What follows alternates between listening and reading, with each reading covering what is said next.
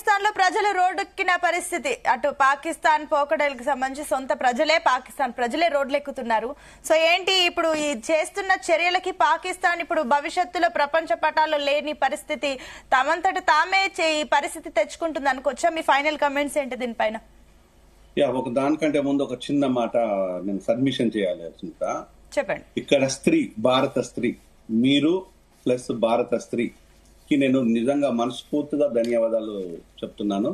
ఎందుకంటే భారతదేశంలో పుట్టిన స్త్రీ సైతము యుద్ధం లోపల చాలా ప్రణాళికబద్ధంగా పనిచేస్తున్న అనే విషయాన్ని చాలా క్లియర్ గా అర్థమైంది. భారత స్త్రీ ఏ రూపంలో ఉన్నా కూడా, ఈరోజు యాంకర్ రూపంలో ఉన్న, రిపోర్టర్ రూపంలో ఉన్న, డాక్టరు, లేదంటే ఇంజనీరు, లేకపోతే ఈవెన్ పాకీ పని చేసి శానిటేషన్ వర్క్ చేసిన కంటే మొదలుకుంటే ఈరోజు యుద్ధ భూమిలో వెళ్లి యుద్ధం చేసే స్త్రీ వరకు కూడా వాళ్ళ పాదాలకు నిజంగా మనస్ఫూర్తిగా మనస్మాన్యులు అర్పిస్తున్నాను. ఇది ఈ రోజు భారత స్త్రీ అంత గర్వకారణమైంది, అంత గర్వపడాల్సిన వ్యక్తి అనే విషయాన్ని మరొకసారి రుజువైంది, అనేక సందర్భాల్లో రుజువైంది. ఇప్పుడు చాలా క్లియర్ గా గ్లోబల్ గా చాలా క్లియర్ గా ఇది రుజువైపోయింది. నెక్స్ట్ మీరు చెప్తున్న విషయానికి వస్తే, పాకిస్తాన్ కు ఇక వేరే గత్యంతరం లేదు. ఒకటొచ్చేసి కాంప్రమైజ్ అవ్వడము, అక్కడ చేస్తున్న మిలిటెంట్ స్థావరాలు పాకిస్తానే కూకటి వేళ్లతోని కూల్చివేయడం బాధ్యత ఉన్నది.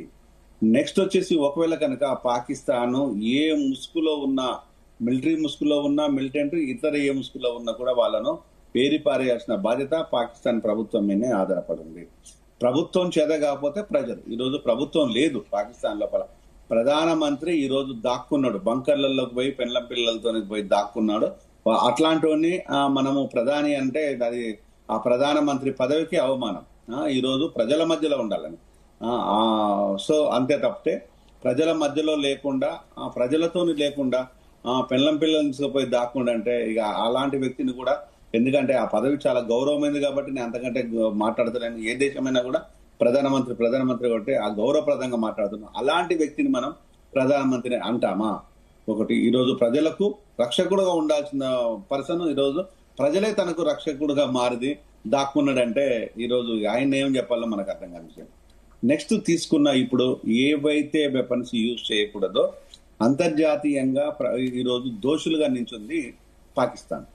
అది నిజంగా డెఫినెట్ గా అది అంతర్జాతీయంగా అది దోషులుగానే నిలిచింది. అలాంటి దోషులను అంతర్జాతీయ చట్టాల ప్రకారం శిక్షించాలి. అంతర్జాతీయ చట్టాల ప్రకారము అంతర్జాతీయ కోర్టులో దోషిగా నిలబెట్టాలి. ఈ రోజు వాళ్ళు చేస్తున్న ప్రతి పనిని ప్రజల ముందు ఉన్నది కాబట్టి దీన్ని సుమోటోగా తీసుకొని, ఇప్పటికే ఐక్యరాజ్య సమితి సుమోటోగా తీసుకుంది, ఇంకా సుమోటోగా తీసుకొని దీనిపై క్లియర్ విచారణ చేయాలి. అంటే ఈ రోజు పాకిస్తాన్ మూకలు ఏ విధంగా పిచ్చి కుక్కల్లాగా శైర విహారం చేస్తున్నాయో, ఆ పిచ్చి కుక్కలకు ఈరోజు పులి స్టాప్ పెట్టేసి, ఆ పిచ్చి కుక్కలను జనరల్ గా మనం ఏం చేస్తామంటే కుక్కనైతే పెంచుకుంటాము, ఇంకా ముద్దు చేస్తాం. కానీ పిచ్చి కుక్కను ఎవరు పెంచుకోరు, ముద్దు చేయరు. ఏం చేస్తారో మనం చెప్పాల్సిన పని లేదు. కూకటి వేళ్లతో పీల్చి ఈరోజు పెకిలించేసి ఆ కుక్కలన్నింటినీ సంహరించాల్సిన బాధ్యత ఈరోజు పాకిస్తాన్ ప్రజల మీద ఉంది. భారత్ ఎట్లాగూ చేస్తుంది, అందులో డౌటే లేదు. కానీ ఈరోజు పాకిస్తాన్ కు నేను ఇచ్చే సలహా ఒకటే, ఇకనైనా మనుషుల్లాగా మనుషులను గౌరవించడం నేర్చుకోండి. మీ దగ్గర ఉన్న ప్రజలకు 3 పూటల అన్నము, చదువు, ఆరోగ్యాన్ని ఏ విధంగా ఇవ్వాలో దానికోసము ప్రయత్నం చేయండి. దానికోసం ఏ దేశమైనా మీకు సహకరిస్తుంది, సహాయం చేస్తుంది. ఇప్పటికి కూడా మా మీద ఇంత కుట్రలు కుతంత్రాలు చేసినా మీ ప్రజలను కాపాడండి. మీ చేత అయితే మీ ప్రజలను రక్షించండి. డ్రగ్స్ ను పూర్తిగా తీసివేయండి. వెపన్స్ ను, అక్రమ వెపన్స్ ను పూర్తిగా తీసివేయండి. న్యాయబద్ధంగా బతకండి. టెర్రరిజాన్ని విడనాడేసి మనుషులలోని మానవత్వంతో బతికితే బాగుంటుంది అనేది నేను మనస్ఫూర్తిగా కోరుకుంటున్నాను.